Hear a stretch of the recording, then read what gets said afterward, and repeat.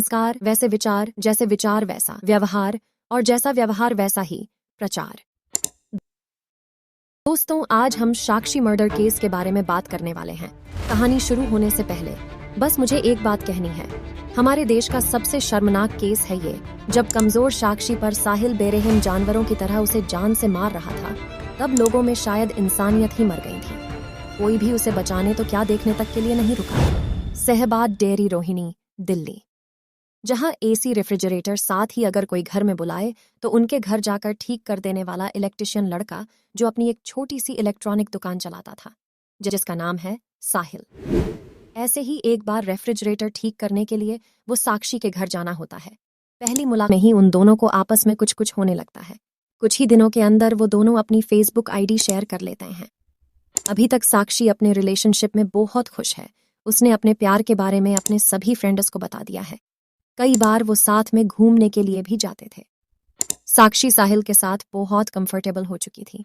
तभी साहिल को वो अपने पास्ट के बारे में बताती हैं। उसका पहले भी एक बॉयफ्रेंड था जिसका नाम प्रवीण है।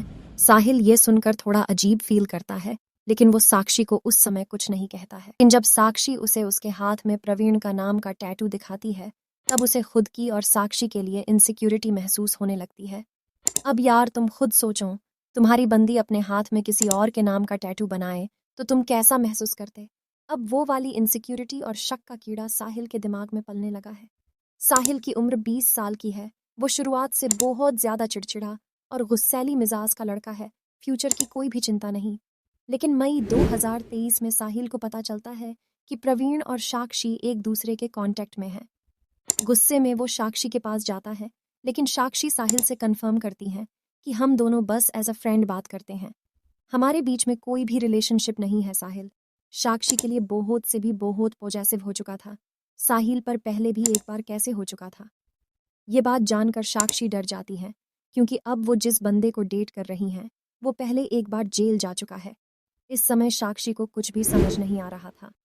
अब दोस्तों, जब भी हमारी जिंदगी में कोई भी मैटर होता है तो हम सबसे पहले बात अपने दोस्तों को ही बताते हैं। वैसे ही साक्षी सारी बातें जाकर अपनी दोस्त आरती को बता देती हैं। इसी प्रॉब्लम का सॉल्यूशन निकालने के लिए आरती साक्षी को अपने एरिया का एक लोकल भाई झबरू के बारे में बताती हैं। झबरू ये सारी बातें सुनकर साक्षी को कहता है कि तुम चिंता मत करो, अब रिलैक्स होकर अपने घर जाओ, मैं सब कुछ ठीक कर दूंगा। इस बात को झबरू ने कुछ ज्यादा ही पर्सनली ले लिया, क्योंकि कोई लड़का अपने एरिया में एक लड़की को परेशान कर रहा था। झबरू साहिल को खूब खरी खोटी सुनाता है और उसे मारने की धमकी भी देता है।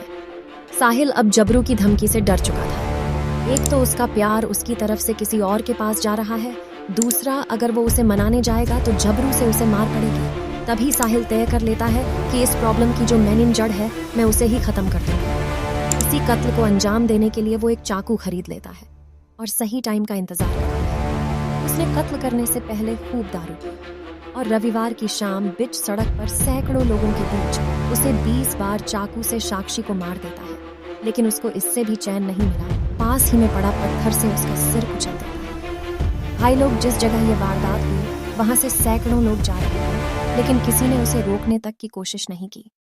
हर साल हमारे देश में एक तरफा प्यार, लिव इन रिलेशनशिप, लव जिहाद जैसे कई कारणों की वजह से हर साल इंडिया में लड़कियों की जिंदगी बद से बदतर होती जा रही है। हमारा देश, हमारी विरासतें, हमारे संस्कार, धीरे धीरे सब कुछ खत्म होता जा रहा है। समय बीतता जाता है, दरिंदे जो चाहे करने से डरते नहीं हैं, और आखिर में होता क्या है? बस इंतजार।